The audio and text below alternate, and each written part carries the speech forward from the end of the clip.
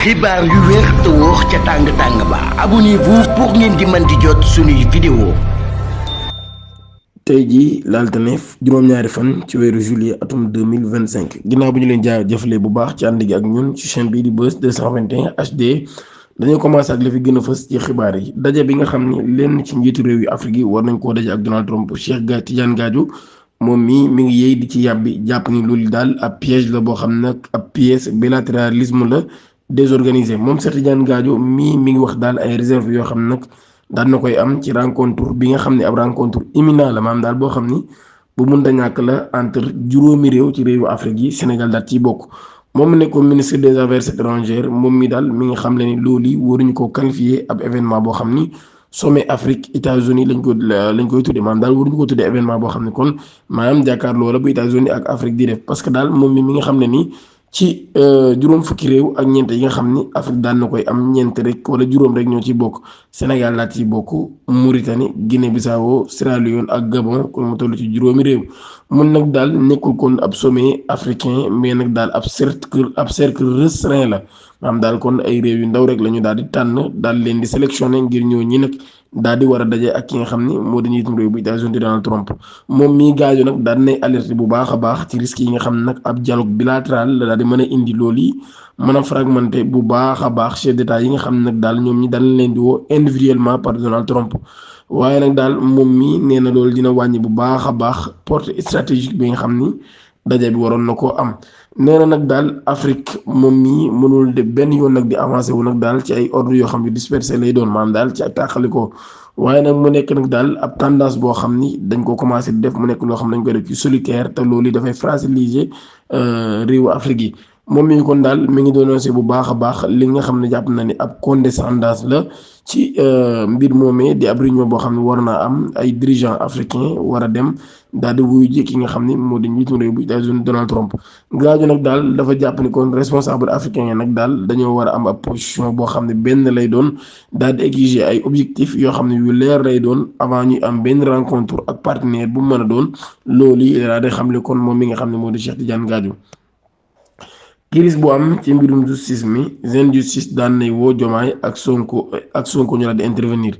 ginnaaw impasse bi nga xam daal di am loolu daal di paralyser cours yi ak tribunaux yi loolu nag daal Zen Justice moom ak UNTG daan nañuy woo ab arbitrage direct du président Bassirou Diomaye Diakhar Faye ak premier ministre bu Sénégal Ousmane Sonko ñoom ñi nag daal ñi ngi saisir personnellement dossier bi ngir nag ñu daal di trancher li ñuy wax impartialité ak nag daal di permettre la ñuy wax l'émergence de la vérité. ñoom ñi di liggéey ci wàllum yoon daan nañu xam ne nag daal daan nañu pare ngir dialogue ngir ab waxtaan ak gouvernement bi waaye nag daal ba tey ñoom ñi daan nañu xam ne responsable dañu am attaché wu nag ak li ñuy wax ci état de droit waaye nag daal ba tey kon ñoom ñi nga xam ne daal pare nañ ngir woote bépp ngir wuyu bépp invitation boo xam ni def nañ leen ko ñoom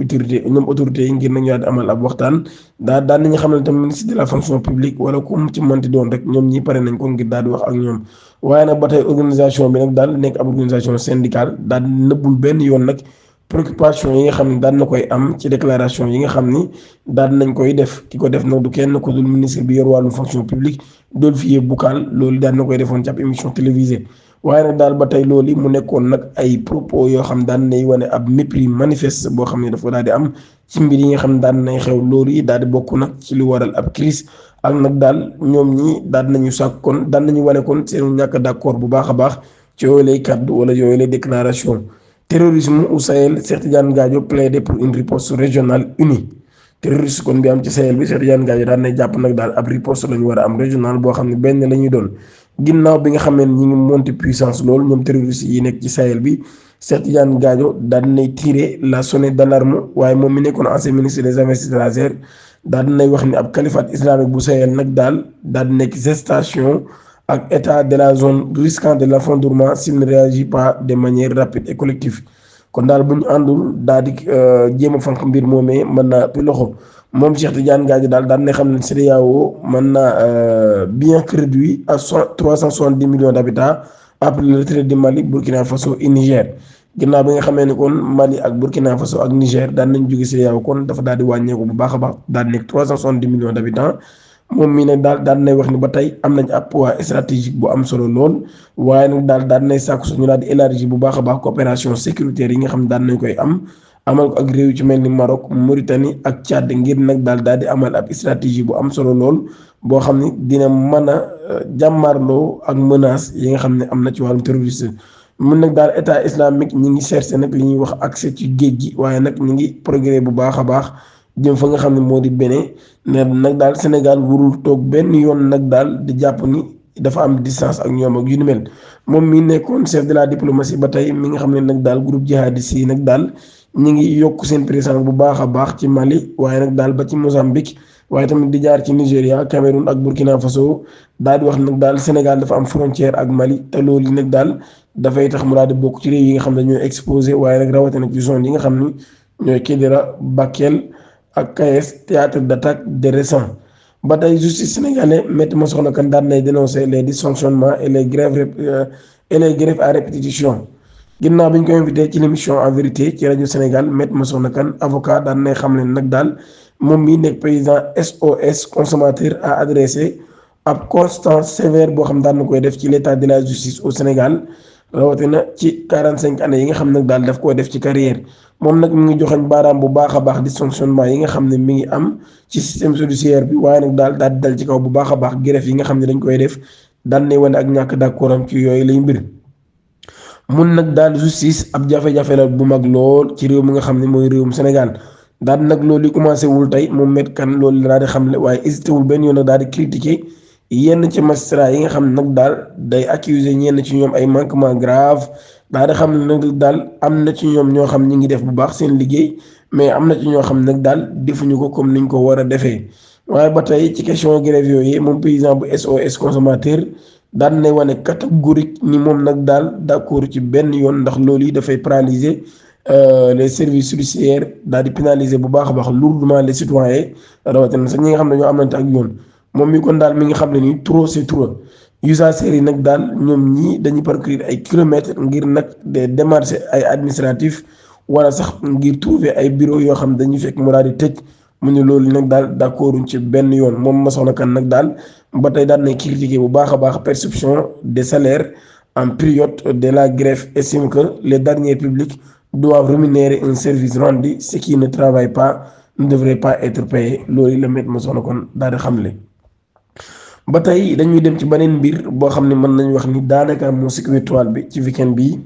émission bi ñuy wax jàkkaarloo mu amoon ca TFM ci ajuma gi Badara Gadiaga nekk fa ab chroniqueur daal di jàkkaarloo woon ak Amadou Ba ci biir émission boobu ku nekk ci ñoom daal ngay yëkkati ay kàddu daal di koy jëmale ci sa moroom Badara Gadiaga ginnaaw bi nga xamee ni moom mii mook Amadou Ba daan nañuy amalante ay jokkalante yu doy waar lool ba mujjee dem sax ak débat personnel.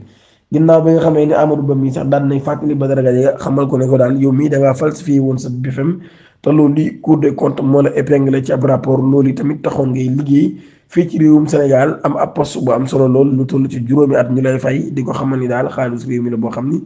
da nga koo sàccoon ci loolu yi moom Amadou Ba tamit ginnaaw ba daan nay leeral Ousmane Sonko mi nga xam ni Badara Gadiaga daf koo tudd daal di xam ne dañ koo condamné ginnaaw ab jafe-jafe bu mu amoon ak su ngone su jigéen gu yuut ci turu Adji Sarr loolu yi nag daal di koy xam ne daal yoon daf koo topp ngir li ñuy wax débauche wala sax yoon daf koo topp ngir li ñuy wax corruption à la jeunesse ci loolu yi Amadou Ba daal na koy tontu daal koy leeral di ko xam ne nag daal Adji Sarr moom mii dañ koo atte daal di koy xam ne yow mii daal ku doon jaay sa bopp nga keneen ku fa ñëwoon nag dañ koy considérer comme ab client ba tudd ci sax Ousmane Sonko ci loolu ci la Badara Gadiaga daal di xam ne ni kon Amadou Ba dafa confirmer ni Ousmane Sonko client ab xale bu jigéen bu doon jaay boppam la. ci loolu yi nag mu daal di indi ay réaction ak ay polémique yu bare bare ci réseaux sociaux yi ñenn ñi di attaqué Amadou Ba ana lan moo tax muy saraxe Ousmane Sonko wala muy wan man may Badara Gadiaga mu am lenn lu muy wax ci seen premier ministre bii di Ousmane Sonko wala seen leader bi nga xam ni moo jiite parti boobee di Pastef ci loolu yi ñu bari daan nañ ci wax ñi nga xam ni ñooy ay activistes ñenn ñi di ñu bokk Pastef ñenn ñi sax nekk ñoo xam ne ay sympathisants la. waaye ci loolee moom Amadou Ba daan nay génnaat defaat ab vidéo di leeral moom mbir mi nga xam ne doon na ko wax waxul benn yoon Ousmane Sonko client ab Adji Sarr la woon waaye rek dafa doon leeral mbir mi nga xam ne moo xew ginnaaw bi Badara Gadiaga daal di yëkkate yooyu lay kàddu ci loolu tamit Waly Diouf Bodiang mi ngi sàkku bu baax a baax procureur mu daal di autosaisir ci boobu la mbir ci nu mu gën a gaawee waaye ak ñeneen ñoo xam ne ñu bari daal ñi ngi sàkku kon ni Badara Gadiaga mi yoon dafa war a jug dal ci kawam ginnaaw bi mu yëkkate yooyu lay kàddu Madiambal Diagne moom nee na nañu organiser Badara Gadiaga Fadilou Keita ak Waly Diouf Bodiang ab plateau bu ko defee moo gën ñu bàyyi wax jooju ñuy wax ci mbirum justice ak yu ni mel ndax daal dafa mel ni dañoo bëgg a dakkal lu ñuy wax liberté d'expression. ñaneen ñu ci àddu nekk ñu yëngu ci wàllu yoon daal di xam ne ni Ousmane Sonko biñ koy àtte dañ koo àtte woon par contumace depuis ñu jàpp ko nag ba tey contumace bi dafay daal di dee kon nag daal nekkul loo xam ne kon contumace bi dafay daal di nërmeelu kon daal kenn àttewu ko nag ngir lu ñeel kon mbirum corruption débouche ak yu ni mel ndax àtte boobu daal di nay mujjee nag far depuis biñ jàppee Ousmane Sonko ñooñu kon daal jàpp ne loolu am yoon la boo xam ne mën nañ faa jaaree daal di yóbbu ba dara kon ci yoon. mu nekk daal am mbir moo xam ne jur na polémique bu baax a baax ci réewum Sénégal ñaari boor yëpp ñu ngi yéeg di ci yàbbi ku ne di ci àddu mu mujjee nekk nag ay débat personnel boo xam ne ñenn ñi tamit rafetlu wuñ ko ndax daal dañoo jàpp ne am nañ ay priorité am nañ mbir yu ñu gën a waxtaanee lu ñu rek débat personnel maanaam di waxtaan ci nit keek li mu def ak fii la jaar di leen jaajëfal bu baax a baax ci ànd gi ak ñun di leen jox di daje ba ëllëg incha allah jërë ngeen jëf.